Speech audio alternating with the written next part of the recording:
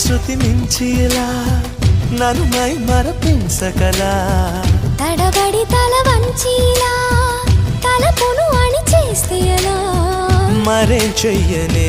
నీతో ఎలా వేగనే నన్ను దాటి వెళ్ళలేవు నిన్ను నువ్వు దాచలేవు ఏమి చెయ్యనయ్యో రామా